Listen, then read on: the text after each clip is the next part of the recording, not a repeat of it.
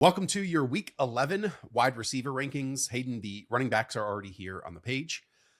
I will add, after weeks and weeks of, injuries and buys and even some down performances, I thought the running back list looked strong. Yep. The wide receiver list looks equally as strong. So we are all the way back here into the double digits of fantasy football season. Yeah, I think the wide receiver 14 in my rankings is still projected for 67.5 receiving yards in the pick'em lobby. So I think that there's like about 14, 15 like legit wide receiver ones this week. There we go. Well, let's start with the wide receiver one on your list. That is Ja'Marr Chase at the Pittsburgh Steelers. We all remember what happened on that wonderful, unforgettable Thursday night football game. And Hayden, Ja'Marr Chase actually has more targets with Joe Flacco than his alternate on the opposite end, DK Metcalf, has from Aaron Rodgers all season long. Yeah, not too surprising. He had 23 targets against the Steelers, just to, if you kind of memory hold that. Since then, Darius Slay concussion protocols in practice. His backup, Brandon Echols, gave up 8 for 125 and 1 on 9 targets just this last week. He kind of plays in the slot where they'll move Ja'Marr Chase around too. So tons of advantageous looks for Ja'Marr Chase here. It's the only defense to allow 1,000 receiving yards against man coverage as well. And they're just not going to have an answer to Ja'Marr Chase here. So love the spot. The defense has shifted since then. Jalen Ramsey most likely won't get burned one-on-one on about 9 receptions. And they moved him to safety. So we'll see if those changes have helped the Steelers defense against this Bengals passing attack. Next is Jaxon Smith-Njigba, possibly the game of the season that we have here. And Hayden, it's notable to me that this is one of the few contests, especially in comparison to the 13 dropbacks that we saw against the Arizona Cardinals, that they might get pushed, the Seahawks offense. And Reeves posted in the worksheet that in the 3 games that this season in which JSN has hit 30 pass routes, he has games of 8, 123 and 1, 8, 103 and 0, and then 8, 132 and 1. So that could be a carbon copy this week. I had very similar notes. So we haven't seen the Seahawks in negative game script very often. We can see that here against the Rams. 100.5 receiving yards in the pick'em lobby. So we have somebody in the triple digits for JSN, and that all makes sense. He's averaging 4.7 yards per route against zone coverage. Let me repeat that. 4.7 yards per route. The Rams play a lot of zone coverage. It's still a very good defense in general, top 3 in most metrics. JSN with more dropbacks here would be very, very fun. That'd be very, very fun. That is for sure. Okay, talk to me about CeeDee Lamb versus the Las Vegas Raiders. I think you could argue it's been a couple down weeks in comparison for this Cowboys offense. But out of a bye week, you can't get much better than a bounce back spot against this Raiders defense. Yeah, so in the 5 healthy games, he's averaging 15.4 expected points, which is about what he's been averaging over the last 3-4 seasons with Dak Prescott. So not expecting George Pickens to really kind of work against CeeDee Lamb here. I actually think it helps him out to some degree. The Cowboys are 3rd in projected points here. The Raiders have allowed 12.5 half PPR points to guys similar to CeeDee Lamb, like Troy Franklin, Parker Washington, and Rashee Rice. Stylistically similar, not quality of receivers. So I think it's going to be a great spot for both teams to have pretty big passing numbers, and we'll get to some of the Raiders guys down the line here, but I think it's just a very fantasy friendly environment on Monday Night Football. Totally. And in games that he has played from start to finish this year, he hasn't scored fewer than 11.1 fantasy points. Next is Puka Nacua against that Seattle Seahawks defense. Just overall zooming out, I feel like Nick Amon-Ra once again is going to be a big deal, big matchup piece. We've talked about against Trey McBride, for example, last week. He can have some good plays and he can have some really bad plays. And they stick him in there against, 12 or 13 personnel. And they also stick him out there against, we're going to spread out with multiple wide receivers. And he's going to occupy a big portion of the field that Puka Nacua occupies at the same time. So excited to see what can happen with those two lining up against each other. It's been the worst stretch for Puka in a long time recently. He does come off the field in these 3 tight end looks because Davante Adams is kind of their X receiver. And also Davante Adams, like you called before the season, just is clearly the wide receiver 1 inside the red zone. Then Puka Nacua eats otherwise. I like Nick Emmanuel as a player. He's perfect with McDonald. He has a great role in that offense. He's very valuable because they don't have to change their defense very much. And at the same time, he can get got and his eyes are a little bit scattershot. And that's what he was in college as well. We'll see about Ernest Jones, linebacker as well. So maybe this middle of the field is the part of the game where Puka can get really relied on once again. So Over the past 3 games, the Seahawks defense has allowed just 17.5 PPR points per game to all wide receivers that they're facing over there. That's incredible stuff. So they haven't faced the Matthew Stafford Rams, but it wouldn't be that surprising if Puka like kind of is more like an 80 yards per game guy versus like the 110 yards per game guy that he was for before the 3 tight end stuff. Just to put a stat to what you said, over the past 2 games, Matthew Stafford has 23 dropbacks with 3 or more tight ends on the field. And that's dropbacks. That's not just snaps. Yep. Puka Nacua has been out there for just one of those. Yep. So it takes away some opportunities. It's like kind of what we talk about with tight ends and single tight end sets, in single wide receiver sets. Puka's not the one out there at this moment. Mm-hmm. Next is Jaylen Waddle. This is your biggest difference with consensus rankings. They have him as wide receiver 11. You're at wide receiver 5. Spoke in depth about Waddle with Faraz on our rest of the season ranking show. Hopefully you tuned into that. He is 3rd among wide receivers in yards with 3 touchdowns since Tyreek Hill went down. He is Mr. Consistent along with Devon Chan, while basically every other piece of this Dolphins organization has been inconsistent since then. Yeah, he's averaging 15.8 half PPR points without Tyreek Hill and not in that Cleveland Browns weather game. And the Commanders just have no speed. They lost Marshawn Lattimore, but they also lost Trey Amos, a rookie who I also really liked, a good athlete out there, both of them on injured reserve. So that's our 2 outside corners. And Mike Sanders still, don't know if they're going to kick him back outside as he did as a rookie or back in the slot. Either way, Sanders still's not having the same season as he was previously too. So it's just a terrible defense. And I think on top of it being a bad defense, it's also the style defense where the Dolphins really shine against. So I'm expecting a huge game here once again. In the worksheet, Rich Rebar noted Waddle has at least 1 reception of 30+ yards in 4 of the past 6 games. Drake London against the Carolina Panthers. Drake London has also been great. I mean, in 3 of his last 4 games played, the wide receiver 1 overall, the wide receiver 1 overall, and the wide receiver 2 overall. I remember those on-off splits that people discussed of he and Darnell Mooney. Well, again, the last 2 weeks, the top scoring wide receiver across the league. But he's already faced his Carolina Panthers defense. And that was one of the bad Michael Penix games, unfortunately. We need Michael Penix to be actually good at home for this to work out. Yeah, so the 2 previous games, he had 187 yards and 2 touchdowns, and then 74 yards and a touchdown against the Panthers. But that last game was 5 for 55 scoreless. My question to you, I'm trying to get a good feel of J.C. Horn, because when I watch him, I think he's pretty good. And then sometimes the opposing wide receiver 1s are kind of struggling against the Panthers. And then there's other times where like Chris Olave gets him because he falls down and stuff. So I don't like fully trust the Panthers defense, but just kind of status check on J.C. Horn in like the grand scheme of things at corner. Yeah, Saints game was probably his worst one. He fell down twice, and there was 2 plays that kind of. But that was kind of the exception. Like he's been good otherwise, and then right? He kind of won the game against the New York Jets with 2 interceptions down the field. My big thing here for Drake London, and when we refer to previous contests, was back in week 3. That was when Zach Robinson wasn't utilizing him in these split looks. He wasn't utilizing him in the slot, and ever since then it's gotten so much better. And to be honest, with the defense, they put Mike Jackson on one side and they put J.C. Horn on the other, field versus boundary. And so if you want to put Drake London out there against Mike Jackson or a slot corner, you can do that whenever you want to. Okay, good. Yep, I love him this week. That's like what the Cowboys did with George Pickens, for example. Just get him against Mike Jackson over and over and over again. Amon-Ra St. Brown is your wide receiver 7 at the Philadelphia Eagles.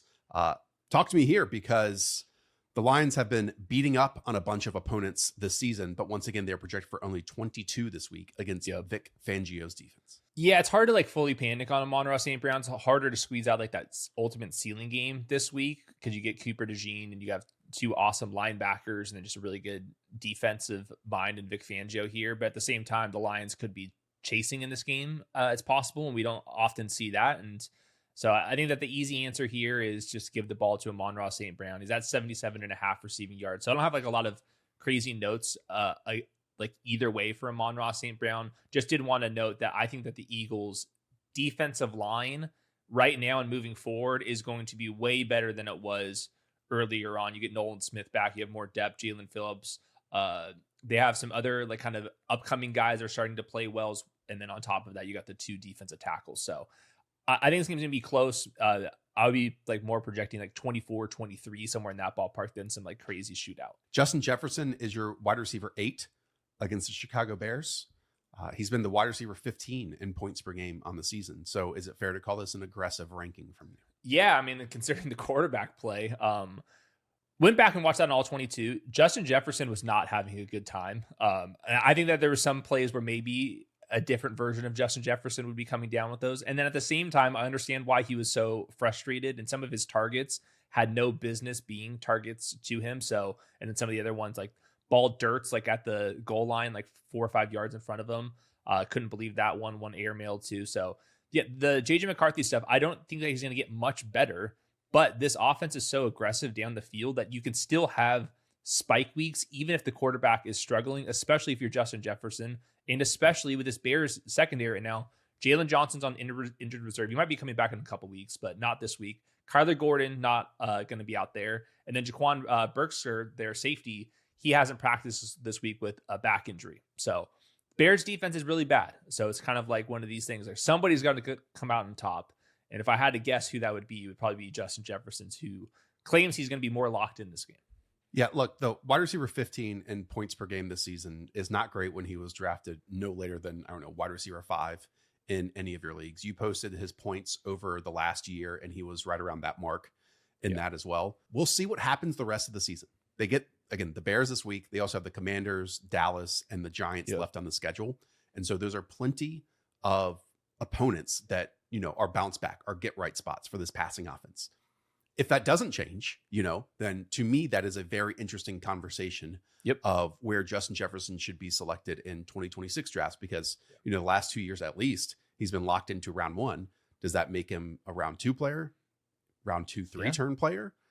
If JJ McCarthy is still the quarterback. So it's fascinating. I will say once again, this is a great matchup. Bears have allowed 16 receptions to wide receivers on throws 20 plus or more yards downfield. So excited for this one. Yeah. My last note, Chicago, 3rd most yards in man coverage this year. And if they get those looks, it makes it much easier for JJ McCarthy just to throw it up to Justin Jefferson. So hopefully we get some of those shots. But if it does not happen here, the alarms are going to be going crazy in Minnesota, and rightfully so. Now, you can even see in the Underdog Pick'em lobby, his highest reception, Hayden, is at 26.5 receiving yards. His longest reception, 26.5 receiving yards.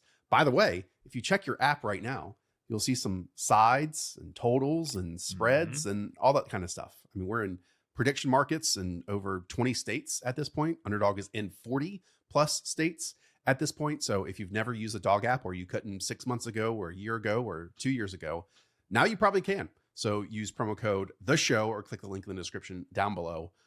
If you play $5 your first time, I'll throw $100 in bonus cash in your direction. That's you, Florida, Texas, Georgia, California, Oregon, Virginia, South Carolina, all these places. So go and play on the dog app. Again, click the link in the description down below. Play $5, I'll throw $100 in your direction. Next up, Davante Adams against the Seattle Seahawks. You mentioned it. Red zone scoring weapon. Shockingly, in the last couple weeks, Hayden, he has caught passes inside the red zone that were not touchdowns. Dang. Yeah, my note, this is from Charles McDonald.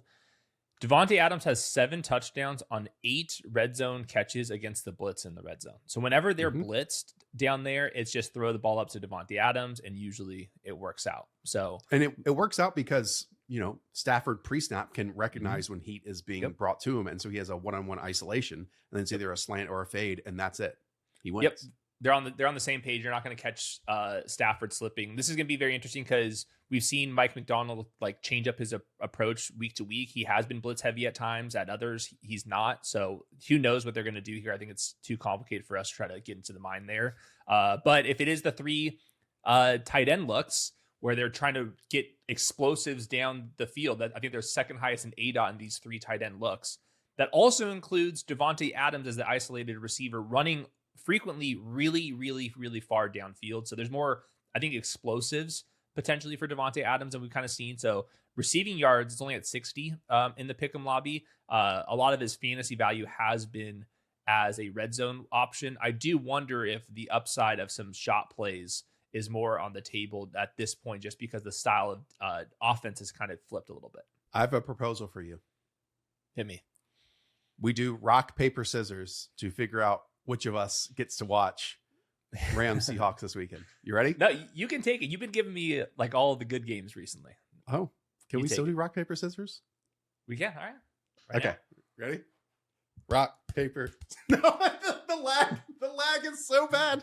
Well, you beat me there too. The lag is so bad. And for the record, I will be watching that game regardless of what game I'm covering. So tune into the recap show on Sunday night, where one of us, to be determined, will be watching Rams Seahawks. Next up, Rashee Rice is your wide receiver 10. This is at the Denver Broncos. Of course, we can say that, Patrick Surtain is going to be missing this one. I don't know if Patrick Surtain would be following Rashee Rice into the slot either. And the man is the wide receiver 1 in points per game right now in the NFL. Yeah, I felt like bad keeping him down here. It's really close between all these guys. I think from Waddle down to the next couple of guys, it's really, you can rock, paper, scissors, all these guys in terms of rankings. So the Chiefs are only projected for 24 points. And he has splits against man coverage versus zone, where he's like dominant against zone coverage, has been really iffy in like a very small sample size against man coverage. The Broncos do play a lot of man coverage. We'll see if that continues without Patrick Surtain. They're the best defense against fantasy wide receivers. So that's why I was like kind of breaking ties against them. Only Devontae Smith and Keenan Allen have posted more than 12.5 half PPR points this entire season. Now, like those two guys kind of play in similar-ish roles as Rashee Rice. So there could be something to that, but that is a lot of good football being played by Denver. We'll talk about Mahomes and his stats against this Broncos defense on the Saturday show, and there's some definite notables in there. Again, I think the Broncos have shifted a bit more zone coverage without Patrick Surtain, and what Mahomes does so well is pull a zone defender out of his area and then replace it with the ball, and that can be Rashee Rice definitely in the middle of the field. Next up, Emeka Egbuka as your wide receiver 11 at the Buffalo Bills. Talk to me through this one, because the Bills are playing, 72% of zone coverage right in the middle of the league. And, against zone coverage, Emeka Egbuka has been an absolute demon so far this season. Yeah, no Chris Godwin officially, despite some limited practices. No Mike Evans. They're expected to lose this game by 5.5 points. It's kind of a run funnel against Buffalo, but that's as long as you can keep this game close. Also wanted to note, with Luke Gedeke back, the right tackle, that's a big deal. I know they lost a guard, but the right tackle is a bigger deal for this offense, just the way Baker Mayfield plays football. And without Gedeke in the lineup, they actually have a negative EPA per play this year. So him being back, I think, is a pretty big deal. Opposing wide receiver ones have had at least 13.4 half PPR points in 5 straight games against the Buffalo Bills. And Emeka is just way too good. So this is like another one of these guys where I felt bad for ranking him this low. I feel like very confident in this, but we got a little bit more depth at the wide receiver 1-2 fringe right now. There it is. Yeah, I mean, we're going to keep talking about some really good players here, because Ladd McConkey is up next against the Jacksonville Jaguars, who have allowed a league low 4 yards per target to slot wide receivers. Obviously, McConkey plays 60-ish% of his snaps there. However, you combat that with basically the Chargers having to throw to their slot players, because as we know, Justin Herbert was getting rid of the football in about 2.25 seconds last week. Yeah, it was just a really different offense last week. They had a 70% neutral pass rate. I think they've given up trying to run the ball without Joe Alt. That makes sense to me. The extremely low time to throw also included a bunch of like little screens and other like manufactured touches where Ladd McConkey can get a couple free ones right there. To kind of combat that slot metric, Jordan Lewis is not expected to play. Neck injury. He at least hasn't practiced. So if he is ruled out, that would be kind of working against that stat. And he just looked really good. Again, Ladd McConkey was just absolutely annihilating guys on crossing routes. And we're seeing the yards after the catch metrics kind of regress back to where they should be. So, and then last note, opponents against Jacksonville have the highest neutral pass rate in the NFL. Like their defensive linemen are really good stopping the run, and for whatever reason, they've just like not been able to get home. They're starting to blitz a little bit more the last couple of weeks to kind of combat that. But what do you do when you get like nickel pressures, linebacker pressures? A lot of the times you can just kick the ball out to Ladd McConkey. So he looks really good. I'll definitely be looking at that Jordan Lewis injury report on Sunday, because if he doesn't play, then I'll immediately take the hire on a lot of McConkey stuff. That's for sure.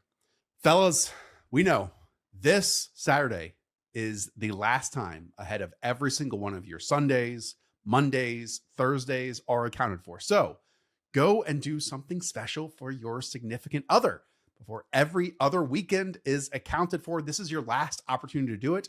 And if you're fully out of ideas, I'll direct you to the SeatGeek app because it tells you tons of events in your area. For me, I can look at this and see Breaking Benjamin concert in my area. Man, that song and the Halo 2 soundtrack, I think it was like Blow Me Away. Magnificent stuff. Or Chevelle. Look, maybe we got some real heavy metal couples out there. Chevelle the Red was an anthem in varsity football for me in the locker room. And of course, I have a code for you guys. You can use code FANTASY10 for 10% off your next set of tickets at SeatGeek. That is 10% off any tickets, whether you're a new customer or old, with promo code FANTASY10. Make sure you click the link in the description to download the app and have the code automatically added to your account so you can use it later. Thank you, SeatGeek. Next is Nico Collins. He's your wide receiver 13. This is at the Tennessee Titans. Speaking of the Jaguars, the only 2 top 16 wide receiver weeks that Nico Collins has this season are against the Jacksonville Jaguars. But now it's the Tennessee Titans. He was wide receiver 27 against them earlier this season. That was when L'Jarius Sneed was playing. I don't know if you want to get into that at all. I do want to note that. Yeah, he was driving in a potential drive-by situation. It's not looking good. It is not looking good. So L'Jarius Sneed, I would assume, not playing this week. I think he's on crutches because he's injured too. It's just like correct. The state of the Titans secondary. They've traded away 2 guys, and the guy that they traded for is L'Jarius Sneed, who is injured and in the courts. So overall point, I think this is a secondary that Nico Collins can add one of the 3rd top 16 weeks to his tally. Yeah, I thought that metric the top 16 was with Davis Mills. I thought you were going to hit me with one of those, which I also wouldn't be surprised about. But yeah, this is just a really good spot. Dalton Schultz, who's been getting a lot of targets. He hasn't practiced with a shoulder injury, so that's something that we'll have to follow up on Sunday. And yeah, it's been like the X receiver types that have been giving the Titans a lot of trouble. So Quentin Johnston for 13, Michael Pittman for 20, Kayshon Boutte for 13, Marvin Harrison for 12, Michael Pittman again for 16, Davante Adams for 20, Puka for 24, Cortland Sutton for 15, half PPR points. So everyone that plays football like Nico Collins has been getting home, and he's the wide receiver 2 in usage this month, coming off a season high, almost 27 expected points with Davis Mills in kind of comeback mode. It's one of our favorite moments at different points in the season to rank backup quarterbacks. Would Davis Mills rank as a top 4 backup quarterback across the league? He would be somewhere close to that. Like, what I like about him is he throws it up to his top guys. He has some level of experience too, and he is just spinning the football. So even if they're chasing points, you're still going to get like dropbacks. He's not going to be doing like scramble stuff in the red area very often. So I do like him in general. Mac Jones, Marcus Mariota. Yeah, I'd have to think about Davis Mills. Davis Mills is definitely in there. Oh no, Tanner McKee's number 1, by the way. Yeah, well, he's been injured. But he's number 1 in my heart. Okay. Well, maybe 4th then. 4th might sound right here. Mm-hmm. Next up, it is George Pickens, who I believe is the wide receiver 7 in points per game this season. He's the wide receiver 14 for you. This is one of those matchups, again, against the Raiders that everyone can get home. Yeah, there's enough room for 2 guys. Like, I don't really care about the splits with CeeDee Lamb. Some of those games he was like facing Quinyon Mitchell, for example. I think Surtain for another one. So it's a much easier spot here against the Raiders, 3rd in projected points. They're 4th fastest to snap the ball in between plays. They're top 5 in plays per game. So there's definitely enough room for both guys to get home here. And I just think that the Raiders defense, like, they just don't have enough talent in the secondary right now. And they have one guy, Max Crosby, to rush the passer. Everyone else is pretty so-so. And then as a reminder, the Cowboys offensive line all got healthy before the bye week as well. So there's really no excuses for the Cowboys offense to not completely go crazy here. And was not really surprised to see him at 67.5 receiving yards in the pick'em lobby. T. Higgins, your wide receiver 15, quietly also been very good. Oh yeah. I mean, it's more explosives with him than like complete dominant target volume, but still this month he's the wide receiver 20 in usage. Steelers are 3rd worst against fantasy wide receivers. We talked about Darius Slay, and Jalen Ramsey's injury and changing positions. So we might have like a kind of a backup level kind of corner. I think he's going to see a lot of Joey Porter in this one. We'll see if they have him shadow Jamar Chase and kind of change up their game plan. Who knows? All I know is the Bengals came out with a 66% neutral pass rate against the Steelers, which is really, really high. And Derek Harmon's starting to kind of break out as a defensive tackle. So I do think the way to beat the Steelers is through the air. So don't dare Joe Flacco to throw T. Higgins the ball. Rome Odunze, wide receiver 16. This is at the Minnesota Vikings. We know Odunze is totally gobbling up man coverage this season, but the Vikings play man coverage at about the 21st rate in the NFL. But Odunze does have a team high in target share against the blitz. I would assume that Brian Flores is going to blitz Caleb Williams this week. We'll talk about it in the Saturday show. Keep, some level of pass protection in there for DeAndre Swift or Kyle Monangai. Rome is clearly the best wide receiver talent on this team. Yep. So it just comes down to, can he catch the ball, and can they make this like a game where they're not like really just trying to run the ball? I do think that what I went back and watched the Rome Odunze targets back in week 1, where he had a team high 9 targets in that one. He had 37 yards for a touchdown. He had 6 receptions because they kept throwing him the ball at the line of scrimmage, which we've seen before against Minnesota, where like one way to kind of combat all the crazy pressure is to quickly get the ball out to the perimeter and let those guys run around.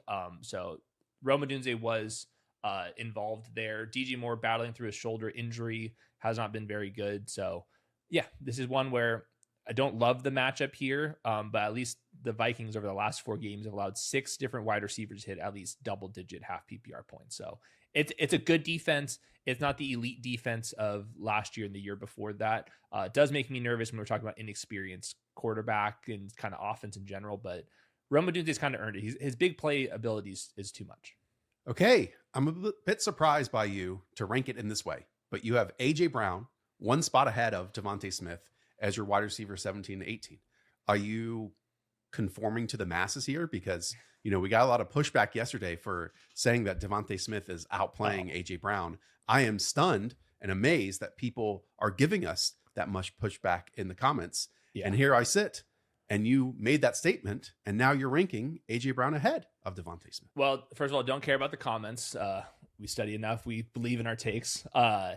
The difference, though, is A.J. Brown's splits are so drastic if it's man coverage versus zone coverage, where in zone coverage, it's not even close. DeVonta is just playing more inspired football. And also, a lot of the zone looks means that a safety is kind of just traveling down to A.J. Brown's way and getting DeVonta some schemed up looks down the field. I'm curious to see if the Lions continue to play as much man coverage as they typically do. They're really smart. I don't think they're going to be leaving their guys up on islands, but they do play man coverage historically at a really high rate across the league. And that's where A.J. Brown does have his massive games. Tyrion Arnold's in the concussion protocol. That's one of their top outside corners out there. So this is one where I broke the tie in favor of maybe A.J. Brown does get an extra target or 2 because of the man coverage splits. But there's no doubting over the last 365 days, I updated this just a couple days ago, DeVonta Smith's wide receiver 21, A.J. Brown's wide receiver 30. It's a coin flip with these 2 guys recently, and I'm just going towards the man coverage. And no matter what, that means you're right either way. Exactly. And I hope I'm really right, where I can predict the one game where A.J. Brown does beat DeVonta Smith and then circle back. DK Metcalf is your wide receiver 19. Are you going to get it right this week? I mean, this is a pretty aggressive ranking. I mean, more than 55 yards in just 3 games this season, just 3.6 receptions per game. He basically hit those numbers the last time these teams played, with catching 3 of 5 targets for 50 yards. Again, he has to take a slant to the house or catch a touchdown inside the 10-yard line for him to matter in any given week. Just out of curiosity, where is he in consensus rankings? Just to see if, like, I have to be kind of close to him. I do feel like DK is one of those people. Not that he's a bad player at all, but he's still living off of his, respect in a Seattle Seahawks uniform.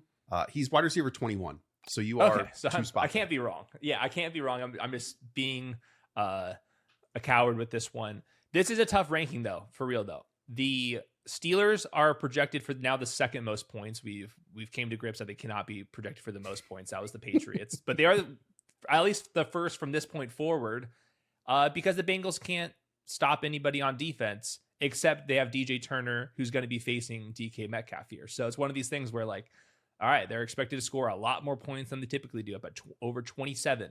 But at the same time, that's because the tight ends typically go crazy, the running backs typically go crazy. And then DJ Turner is handling himself very well against DK Metcalf. Now, the problem with that is there really isn't other guys to throw the ball to with Pittsburgh. So he's a boom bust wide receiver 2-3. I can see this one going either way. He's at 54.5 receiving yards in the pick'em lobby. So I do think playing the middle ground of all of this is pretty appropriate. Zay Flowers is wide receiver 20. This is at the Cleveland Browns. Some interesting splits here from the worksheet. He goes from wide receiver 4 in target share until he reaches the red zone, and then he's wide receiver 40 in target share. That checks out. At the same time, he has a massive target share before he hits the 20-yard line, yet he's only wide receiver 51 across the league in routes per game. Yeah. It's very like on brand, like a tiny receiver attached to an explosive offense. Like you're expecting to see these numbers. Couple notes though, Rashad Bateman hasn't practiced with an ankle injury. That would kind of matter. That's not going to help the red zone stuff really, but that would like lower his target competition. He's averaging 66 yards per game against Cleveland. That's 5 career games against them. With Lamar Jackson out there this year, he's averaging 11.4 half PPR points. He's playing well with him, but not like having these huge, massive games. Whenever I watch Zay Flowers after the catch, he has lots of explosiveness, so he can rip up a long touchdown. We haven't really seen that very often for whatever reason. But it's the Browns, man. You got Denzel Ward in Myles Garrett, plus I'll even throw out Carson Schwarzenegger roaming over the middle, a really good zone player who Zay Flowers might see on a couple crossing routes. So it's not an easy matchup here, but the yardage totals give him a much higher floor than a lot of the guys that will be ranking upcoming. Romeo Doubs, this is your wide receiver 21 at the New York Giants. What is there left to say about this Packers passing attack, Hayden? Yeah. Well, it depends on how many hours we want to talk about it. You can get really detailed. Well, we can either talk a lot about it or nothing or give up. Yeah. I'm going to split the difference here. No Jaden Reed, no Tucker Kraft. And against man coverage, he's at 25% targets per route. The Giants have allowed the most targets in man coverage this year. So it's like how Romeo Doubs plays is good against the defense we're expecting to see. We'll see if Paulson Adebo, their top corner, is going to play. He's missed for a while here. The Packers, even though they've had a couple stinkers, they're still top 10 in projected points. He's the wide receiver 16 in usage if you remove last week's game because of injury. But then on the injury report, he wasn't even on it. And I saw every other wide receiver is limited at least still. So he's like the healthiest wide receiver that they got, and it's a good matchup, and they're projected for a lot of points. I think he's an underrated player. So I feel actually really good about Romeo. Khalil Shakir, wide receiver 28 in consensus rankings, wide receiver 22 for you. This is against the Tampa Bay Buccaneers. I mean, he has 3 games in a row with at least 6 receptions, but that has equaled the wide receiver 6, then the wide receiver 40, then the wide receiver 31.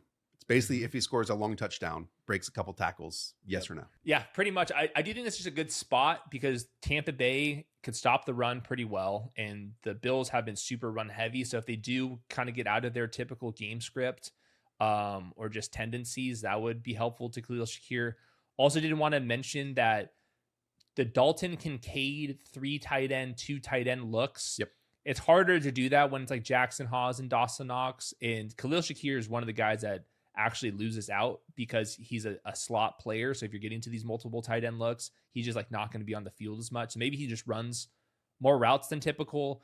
The Bucs also blitz a lot of the times that's linebackers and nickel players, and you can throw kind of hot to Khalil Shakir in the slot on those. So I think there's a lot of reasons why Khalil Shakir can have a big game. And also, just like we saw last week, the Buccaneers offense is like potent enough where they could force the Bills into negative game scripts, which we typically don't see. I'm not expecting that to happen, but it is possible here. So, and he also is probably healthier now than he was with that ankle sprain to start the year. So I feel good about it.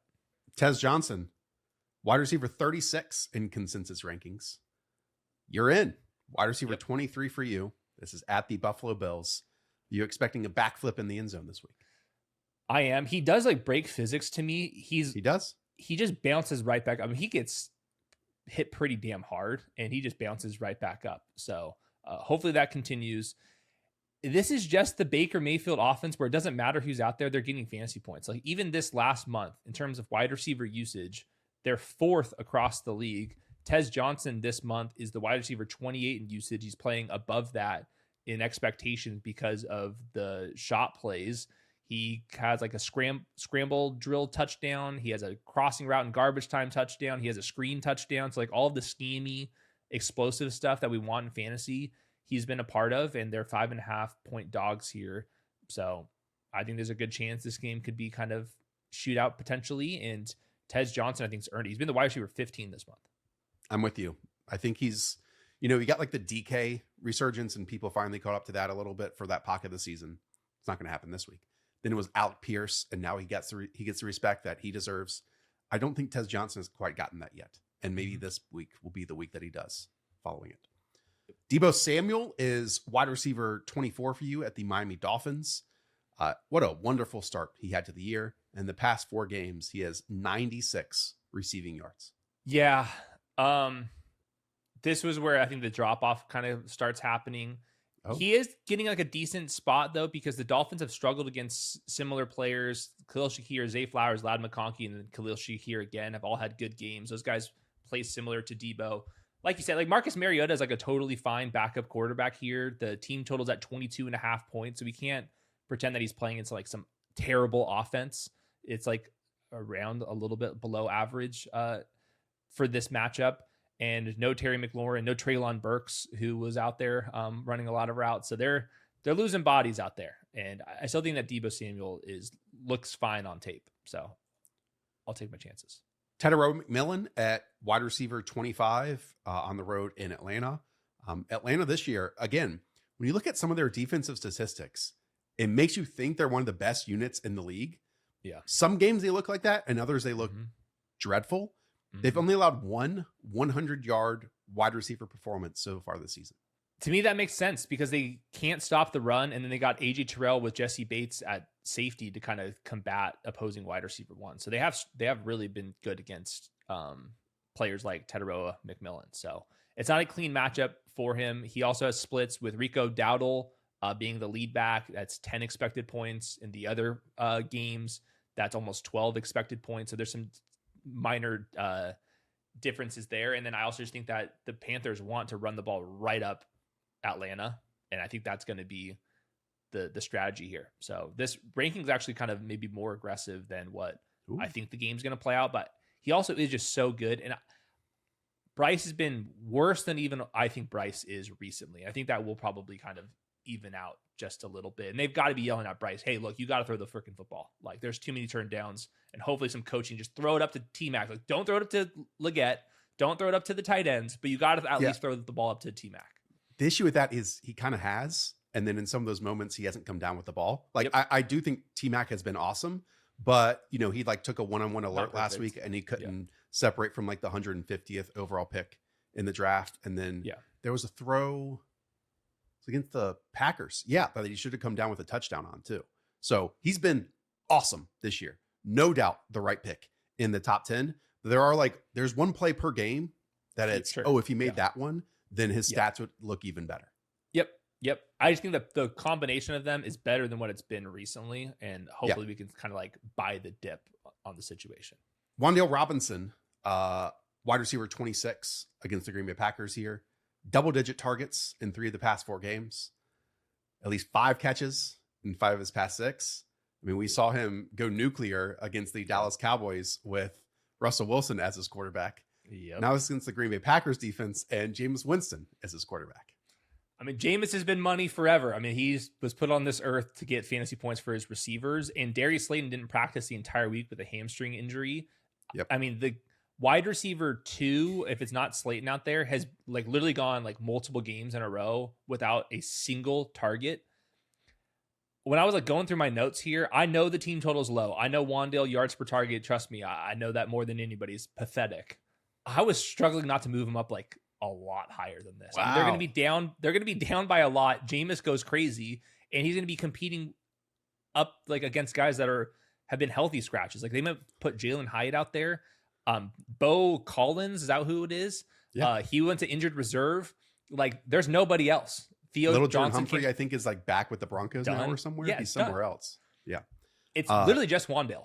Yeah. He's at 9.5 targets as his higher or lower in the pick'em lobby right now. 9.5 targets. I think I would lean the higher. I don't know. We'll talk about this on the next show that comes out for Saturday for all you people. But like, yeah, Jameis gave us a 30-30 season when it was, Mike Evans and Chris Godwin. We got last year with Jerry Jeudy. There is no one close to Jerry Jeudy, I think, on this team. And I'm not the biggest Jerry Jeudy person. So I think we're going to have more turnovers than touchdowns. Sure. I would just say Wan'Dale Robinson is also very good at scamming, and you get the scam quarterback with the scam receiver. Like I'm curious about this one. Okay. Parker Washington is your wide receiver 27, made a sick end zone catch last week. Fair to say that even with Jakobi Meyers having another week of practice here with the Jaguars, that Parker Washington is this team's current wide receiver 1.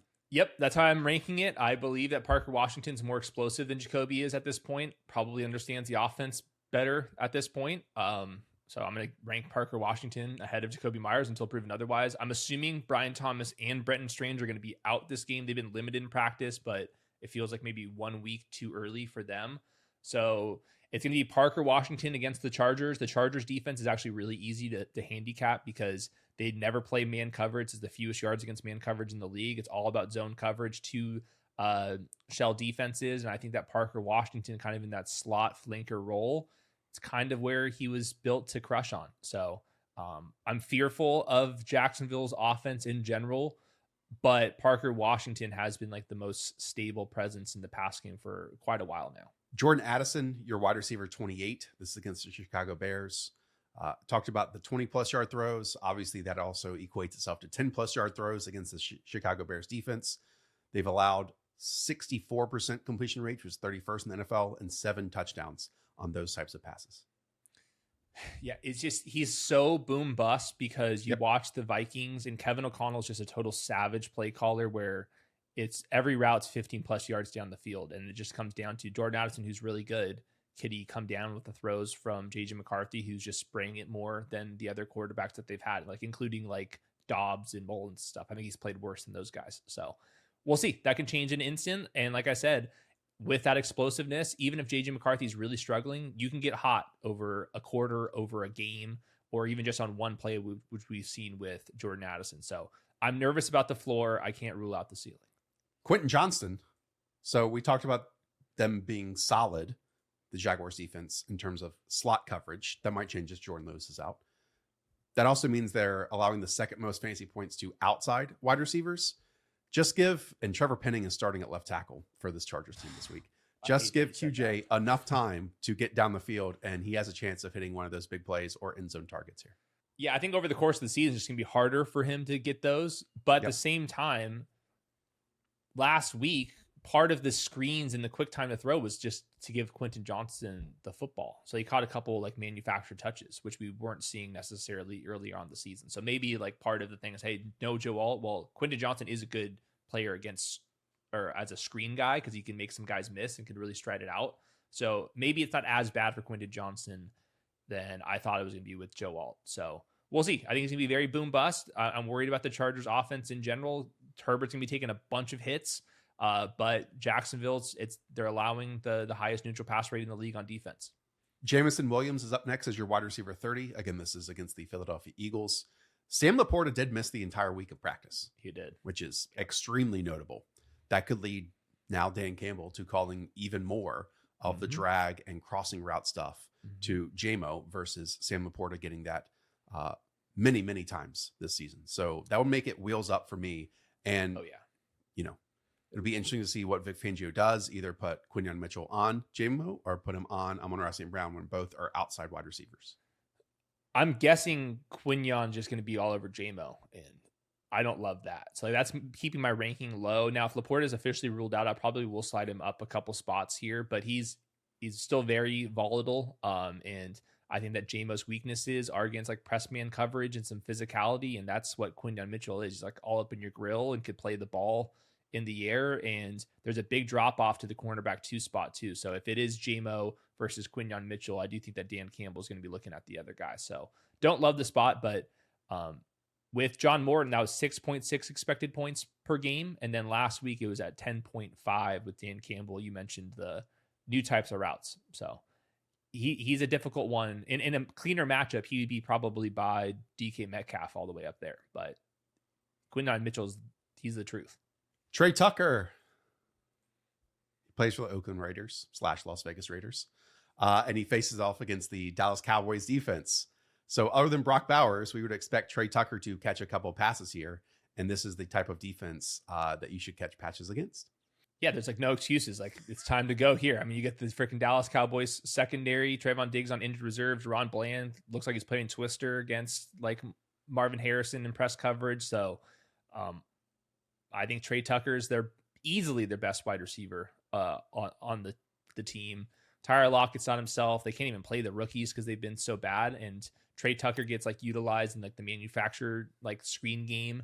And then he can also run really fast, and Geno Smith can get hot. So like, remember that crazy game that Tre Tucker had? Like, I'm not ruling out a crazy game here. Like, could I predict it? Not necessarily, but the Cowboys have not been able to stop anybody. Both points to fantasy wide receivers by far. Michael Wilson. Yes, the Cardinals wide receiver is here as your wide receiver 32. Marvin Harrison Jr. had an appendectomy. Hopefully he is feeling better. But in steps then Michael Wilson, probably as a primary outside pass catcher for this team. And Jacoby Brissett is going to give him chances. He had a season high 11.7 expected points last week. Zay Jones has a torn Achilles, and then Marvin Harrison in surgery. By the way, like, are you really going to play football at wide receiver like the next week after like appendix removal? I don't know about that. Like that kind of, I heard we'll see. I heard an interesting story, let's put it that way, of another player that had appendectomy surgery this season. And it's tough to know when you have it and then you like can't move for weeks in terms of like you lose weight and you get out of shape and you do all this stuff. So I'm with you. This might be an extended absence here. Yeah, I'm pretty sure like you can't eat and stuff. Like, it's like part of the whole process. So I'm expecting we're not going to see Marv for like the next couple games here. Michael Wilson, I don't think he's terrible. He has some issues, but I don't think he's like terrible out there, and he's going to be a full-time guy in this offense. Yeah, and Jacoby's going to give him chances. Like, Michael Wilson, not the best separator in the world, but he can go up and climb the ladder, and Jacoby Brissett will give him those opportunities to do that. Notable that Xavier Worthy is ranked after him. This is on the other end of that Denver Broncos matchup. I believe Worthy did miss practice on Thursday with an ankle, but then he reported in fine and has no injury designation on Friday's practice. Xavier Worthy stuff, flat out, not been good since Rashee Rice came into the fold. No, he was at 11.5 expected points without Rice. That's dropped to 8.5 in, I think, the 3 games with Rashee Rice. Tape-wise with Xavier Worthy, I'm not watching the fastest player in the NFL when I'm watching Xavier Worthy right now. And I was hoping that out of the bye, like, that would have been fine. But it's an ankle injury and that shoulder injury where I'm wondering if it's just a little bit harder for him to, like, move. Now, he's still very fast, and you're playing with Mahomes. He can have a huge play here. But if you're watching him, you would not think that he was the fastest player in NFL combine history right now. So it's hard to rank him because the Broncos don't have Patrick Surtain. He can blow by Riley Moss at any moment here, but Riley Moss is still a good outside corner. Over the last 365 days, he's the wide receiver 24, but most of that is without Rashee Rice. So boom bust dart throw wide receiver 3. I think that's pretty accurate. Did you see Riley Moss? I think he was on the Patrick Surtain and Terry Arnold podcast. Yeah, so good. Where they were basically saying like, hey man, which wide receivers are you faster than? And he's like, oh, I look at all the white guy receivers out there. I'm like, I know I'm faster than you. It's pretty good stuff. But then he said the exception, Alec Pierce blew by his ass. And I watched it. Correct. Alec Pierce did blow right by for some white on white crime. He also said he thinks he's faster than Patrick Surtain, which, we'll check out what the combine scores. Probably Surtain didn't participate. I think that was no need. The COVID year. Anyways, Cortland Sutton, wide receiver 34, and Troy Franklin back to back. So it's all of the Broncos wide receivers right next to the Kansas City Chiefs one. Troy Franklin, some interesting stats here. because, everyone gets really excited about the underlying metrics. No wide receiver, though, has as many targets as Troy Franklin this season with a lower yards per route run at 1.39. That is a Bo Nix stat, partially. But red zone and end zone looks is where his points are coming from. And he has the highest percentage on the Broncos roster right now. Yes, over the last 4 games, he has 8+ targets. The problem is he's averaging 4.7 yards per target over that sample. And some of his receptions are 3rd and 13, throw the ball to Troy Franklin for 6 yards. Where it's total scam production that's not helping the football team. So I think the way that they're using Troy Franklin is largely unsustainable. It's part of the bad offense. I think that his lack of physicality, you see that against physical defenses I'll say the Chiefs, in some man coverage spots. I think that he's going to have some weaknesses, and I can see them bringing some pressure, play some man coverage behind him, and daring these guys to go win. So he's much better than this, and all of the volume stats and stuff. But man, I just don't trust what I'm seeing out there, and I do wonder if they kind of wake up and be all right, we can't make the offense 10 targets to Troy Franklin. That just doesn't feel right. And then for Courtland Sutton, he's probably going to see Trent McDuffie, who can handle guys like Courtland Sutton usually. Jauan Jennings and Ricky Pearsall back-to-back here as well as teammates. It sounds like Ricky Pearsall will be back in our lives. Kyle Shanahan multiple times this week has said, yeah, Ricky Pearsall, we need him because he brings the juice, he brings the downfield speed, and we basically do not have that at all. And on top of that, Brock Purdy is back at quarterback too. They do need a lot more speed. This offense has been very slow with Mac Jones, which is kind of a credit to Mac Jones and Shanahan for being able to scheme around it. I saw a clip where Shanahan, they're like, why hasn't Ricky been practicing and stuff? And they said that he needed to hit his speeds before the injury, which means that now he is at least at full speed. So we saw that with Kittle where they gave him an extra week to get back. So hopefully Ricky Pearsall is ready to go right out of the gate here. The Cardinals defense, it's missing some pieces. We don't have the final injury report, but a lot of their best players are on it with limited practices. Will Johnson hasn't practiced at all, their top corner. So I agree with Shanahan. They do need more speed, and Ricky Pearsall does bring that. Team total up at almost 26 points. That's the 5th highest on the slate. So I think that Jauan Jennings is still live for a touchdown, but now we've got most of the guys back in business. Kittle had a monster game, Christian McCaffrey and Brian Robinson. So there's 5 or 6 guys that are live for a touchdown here. DJ Moore up next. I continue to say that I want to see less DJ Moore and more Luther Burden. We'll see what happens this week. DNP limited practices with a shoulder injury for DJ Moore. I do agree that we could start seeing some more 2 tight end sets, more Luther Burden. A lot of the 2 wide receiver sets, it already is Luther Burden with Olamide Zaccheaus. Explain that. You go to 2 wide receiver sets and you just put the 2 guys that you have the least faith in right now out there together, and Olamide Zaccheaus has no business running these deep crossing routes. So I don't know about all that. Hopefully we start seeing some changes. This is a very big game for the Bears. They can pretty much eliminate the Vikings, and they would be 7-3 with a win here. And I think the Bears should be favored over the Vikings. We can talk about that on the next show, but yeah, we'll see here. DJ Moore, it's this is kind of where he's been all year. Christian Watson, second to last wide receiver on this list, is wide receiver 39, again, against that Giants secondary. He has exactly 4 targets in each of his 3 games played this year. And then he also has a reception of 25 or more yards in each of those contests too. That feels like you could have said the last 18 games of his career. That's true. It's 4 catches, big explosive. We'll see. Giants play a lot of man coverage. Christian Watson can go win down the field. So I think that he is a good prayer player. We'll see about Matthew Golden. I think that all of these guys are going to be back though this week. And then we'll close with Keenan Allen. Shocking to see Odunze Gadsden fully practicing after leaving the game, then getting an MRI, and then right after MRI, he basically went straight to practice. I think it was just the MRI showed a bruise. You get your ass out there, Odunze Gadsden. You don't see that stuff very often. So shout out to Odunze Gadsden for doing that. Yeah. But also on top of with Keenan, he has lost single wide receiver reps to Trey Harris as well. Yeah, and they just used a fullback a lot more, a second tight end. Yep. So there's using 3 wide receiver sets less, and that's the only time he's out there right now. So 3 straight games under 6.5 expected points. We saw this one coming from a mile away. I still think Keenan Allen looks really good on tape when he's out there, but you got to be on the football field to score points. Quick last update. I put Troy Franklin at the end of all these guys. I just don't trust what I'm seeing there. Okay, there we go. Thanks, everyone. We'll be back here tomorrow with the quarterbacks and tight ends and kind of a game-by-game preview episode. So be sure to tune into that on your Saturday feed. As always, go and play in the dog app. I mentioned we got sides, totals, all that type of stuff, along with player projections. Play $5 your first time. We'll throw $100 in bonus cash in your direction. That link is in the description down below. And again, 40 states out there: California, Georgia, Texas, Florida, Oregon, all of you. So go and play on the dog app. Up the villa. We'll talk to y'all soon. See you.